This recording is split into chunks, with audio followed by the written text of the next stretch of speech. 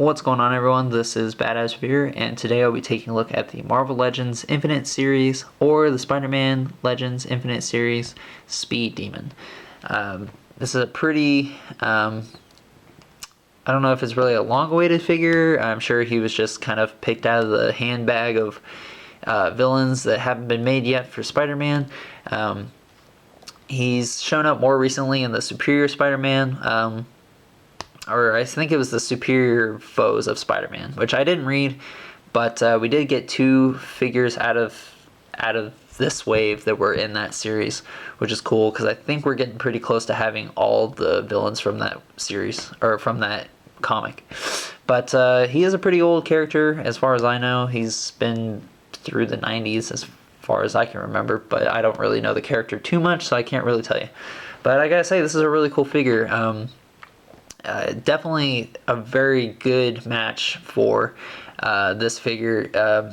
Really no other reason to give him like any of the other molds, because this one is perfect. I think any figure that is, or any character that has to do with like running really fast, this is the mold for him, because you can really get him in some cool poses.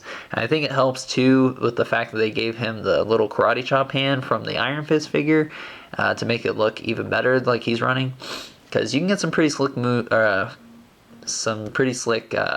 posing out of him, so that's nice.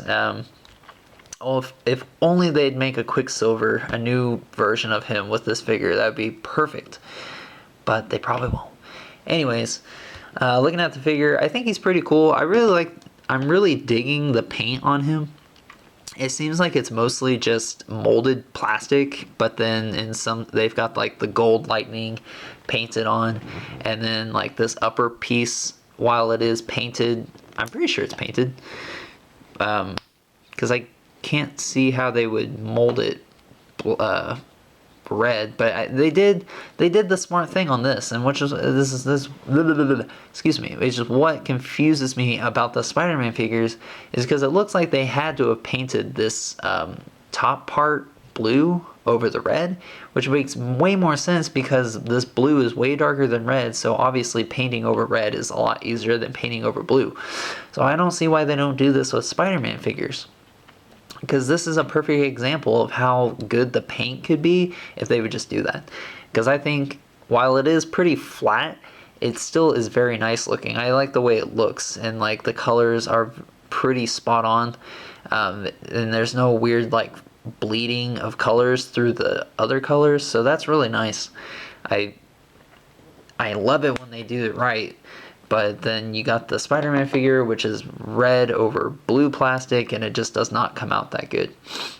Not to say that the gold paint is perfect, but it makes more sense for this other stuff going on. So anyways, looking at the head sculpt, the head sculpt's pretty nice. He's got this little smirk going on, like, you'll never catch me. Too bad he doesn't come with like another head for something, which I don't really see a point why, but you know, either way. He comes with interchangeable hands. He comes with 2 pairs of karate chopping hands, and he comes with 2 pairs of fists. So if you want him to either like be in this pose like I got him now, or he could be running with 2 fists or running with 2 karate chop hands, it's really up to you. So that's nice that you kind of have that option. And that's about it. He does come with another accessory. I don't remember what this guy's name is. I don't really know what the story is with him, but I do think this could be a really cool Doctor Doom custom. You can pop the head off. I just think I think it would be a good Doctor Doom custom just because of the back part here, because that's kind of how his head looks. And the face is, since he's kind of an older dude, you could pass it off as like a kind of wrinkly, scarred Doctor Doom. And I guess if you wanted to, you could like pop this head onto here. And like I said, I really don't know what the deal is with this. I didn't read that storyline, so I don't know what the situation is and why he's got this radio controlled car. It is kind of creepy. I can't imagine kids would find this too much fun, but whatever. The flag can come off. And it's got this weird hole in the back, so I don't know if that's supposed to be for anything. You can't really stick this flag in there because it's a little bit smaller.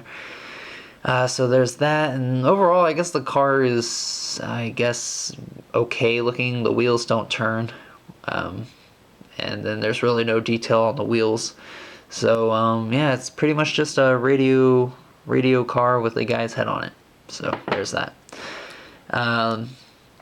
Really not much else to say about this figure. Not a whole lot of shading, like I said, but I do like the way the colors came out. Even though it's like flat paint, it's nice because it's not like, it's solid. It's just solid paint job and all that. So I don't know. Whatever they did with this, they need to do with all their figures, because I think it came out great. Now in terms of articulation, he is using the Spider-Man mold, so you pretty much know what to expect. His head can go up and down, rotate 360 degrees. His arms go in and out, rotate 360 degrees at the shoulder. He's got the butterfly joints, so they can go in and out there, which he doesn't really need, I don't think, for this particular character, but it's still nice to have. And I think even though he probably doesn't need it, it still kind of helps make him look like he's in some pretty dynamic poses, so that's nice.